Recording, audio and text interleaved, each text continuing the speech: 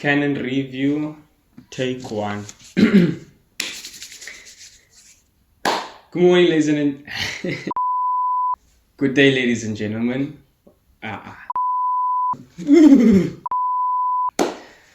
Good day, ladies and gentlemen. My name is Matthew Prince, and welcome to my camera review.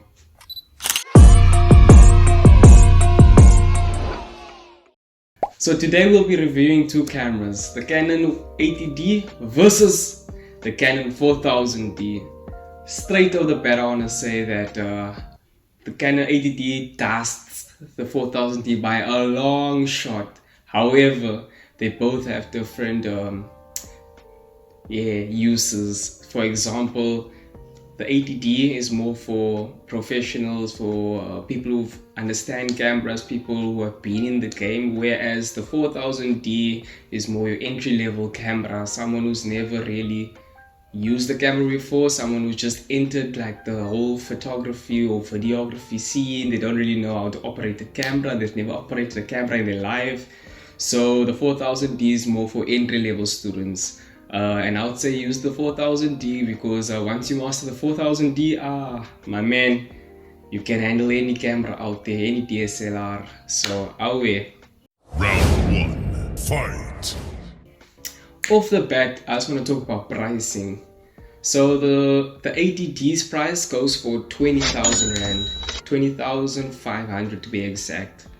It's pretty hefty. But therefore, I would say go for the 4000D, as the 4000D is 7,215 Rand. Like that's your starting price. However, if you can get on a Black Friday special day, you'll get it like for 5,000 Yana. That's how much I got mine for on a Black Friday. If you're really like money savvy or you're really conscious about your money, then I would say 5,000 Rand. It's handleable, it's manageable. Round 2, fight. Cool. Now to head on to the actual specs of the two cameras. So starting off with the 4000D. The 4000D comes with a 18 megapixel sensor, whereas the 80D comes with a 24 megapixel sensor, APS sensor. The difference in sensors make a huge difference in the quality of your actual image and the dynamic range. You'll definitely see the difference. The 24 pixel can pick up more light, it's more sensitive to light. Therefore, it's way better in dark conditions compared to the 4000D. In terms of the ISO range, so the ISO range for the 4000D would be 100 to 6400. This is okay in daylight conditions. Like, you have no problem with the 4000D within daylight conditions. You have more than enough stops in your shadows, more than enough stops in your highlights. However, when operating in the dark, it's a mess. It's a mess. You struggle to get like a in-between exposure. So either you're too much in the shadows, that's mostly it. You're too much in the shadows, and if you try and bump it up, it becomes grainy, and this is disgusting. It's really disgusting. Like, I feel so terrible with my 4000D when I have night events. It really doesn't do the job, and the quality of work is just not there. You know you can do better. You know that there's cameras out there that can handle the conditions, but like the 4000D just can't perform in like dark conditions compared to the 80D. So the 80D has an exposure level that ranges from 100 all the way to 12,800. That dynamic range is more than enough to handle night events. More than enough. It's so strong that you'll get like a good balance between your shadows and your highlights. Will be in between. So that's really helpful. If push comes to shove, I'm not really a fan of using the flash, but I will say the built-in flash for the 80D does justice. Justice. I'm not a fan of using the flash, the built-in flash, but with the 80D, nah bro, bring me that flash. I'll use that flash now. It's nice and rapid, it doesn't make a noise, it doesn't distract from an event. So if you're shooting an event, it doesn't really distract, the flash doesn't distract the audience With the 4000D, bro, you'll shop by that flash, everyone's looking at you, bro, and not listening to what's actually happening on the day. So it's really a distraction. But the 80D, you can shop that thing, no one will even notice you there. So it's a huge plus, And then in terms of the aperture, the lowest aperture that the 4000D can reach is 5.6, and then the lowest aperture that the 80D can reach would be 3.5. That is extremely useful. I'm gonna make another example. I had to take photos of shoes, but the room wasn't that tidy. So what I had to do was the 80D's aperture, I took it all the way to 3.5 to blur out the background compression. So I blurred out the background and only focused on the actual shoes. So people won't, in the image, people can't really see that the room was a mess, because you know on wedding days, people are in a bit of a hurry. So they don't really have time to be cleaning the house, to say. So that was really useful. Got to blur out the background so people couldn't see what was happening in the background. However, they could see what I wanted them to see, which was the shoes. It's all about the shoes. Over the past week, I made use of the 80D. This was the first time I've ever used the 80D. I did a wedding, did a tour, and I must say the review I can give for the 80D, 10 out of 10. That's the 4000D by a long shot. To say. In terms of video, both of them shoot in 1080 pixels, which is HD, which is the entry level for videos, for YouTube, for anything you want to shoot. The minimum barrier you have to, required barrier would be 1080 pixels, 1080p. So for HD, the 4000D shoots up to 24 to 25 frames per second, which is the general frames per second that you need. You don't need, for entry level photographer or videographer, that should be enough. I don't think you should be using more than that.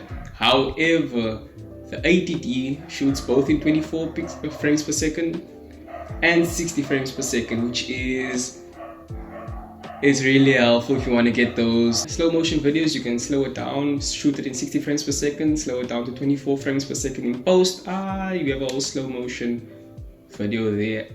You can do your speed ramps. It's really helpful. So I would say that's a huge benefit compared to the 4000D. And I'm not throwing disrespect on the 4000D. It handles business. Like I said, if you're an entry-level videographer, photographer, or you just want to play around, get yourself the 4000D.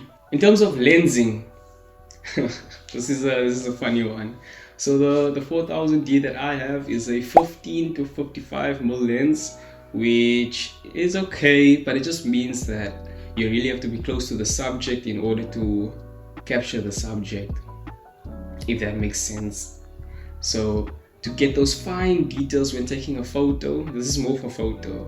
To get those fine details, you're gonna have to really stand close to your subject. And if you wanna have like a lot of control with your focus and blurring of the background, compression of the background with a 15 to 55mm lens, you really have to stand close to your subject. So for example, in this video that I'm busy recording right now, the 80D is my main camera 1.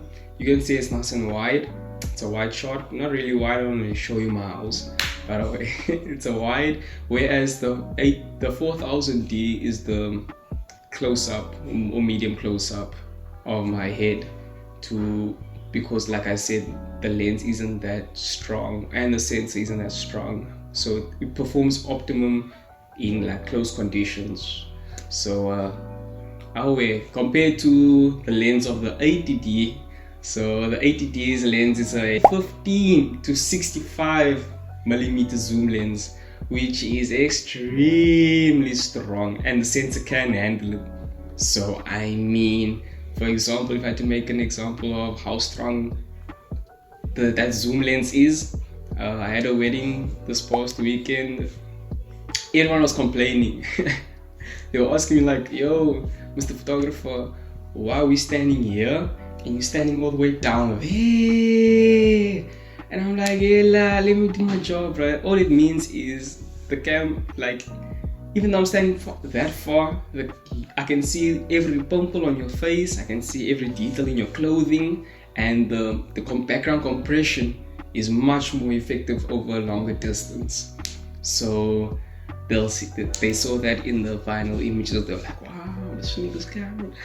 So that really helps, especially with zooming in. If you can't, with an event, you can't really stand, for example, at the way you can't really stand in the way of the actual ceremony. You want to stand a bit further away, so the 4000D would have not been able to handle that event compared to the 80D. 80D did it, no complaints, did it within record time. No one even noticed me. I was in and out, got my shots. We do everything for the shots, so that was extremely useful. Final round, fight! Now, one of my favorite elements or aspects of the 80D compared to the 4000D is that, number one, on your 4000D, the camera, the monitor, the display monitor, it's built in, which is okay if you're a beginner, but I do film, so I really need to make use of the monitor, and I found that the 80D was way more convenient for me to just flip out the monitor, because the monitor can flip out. It's extendable, it can rotate, so it's not built onto it's not on the frame. Like, you can extend it. I'll show you guys in the videos. It extends, and this is really helpful to get a low angled shots, because with the 4000D you're gonna have to actually be low with the camera to see the framing when taking a video, whereas with the extendable monitor, you can literally be chilling in your normal position, just turn the display screen up, and you can see exactly what's happening within frame. So you can get those nice low shots, or you can get those nice and high shots without really adjusting your view. Another thing is the 80D was touchscreen, which was a massive upgrade from the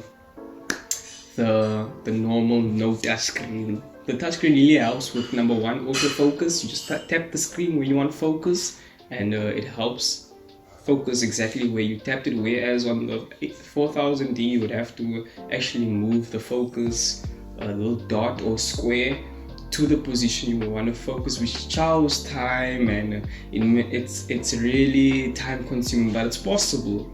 Like I said, once you master the 4000, you can head onto any camera after the DSLR camera after that. So the touchscreen was really helpful. Even navigating the settings through touchscreen was a real plus side. Oh, by the way, the camera was sponsored by Kuhle Meke. Shout out to my nigga. Bro, I appreciate you lending me your camera for the weekend, dog. I owe you a massive one. But I'll say, so yeah, thank you guys for watching. Hope you guys found this useful.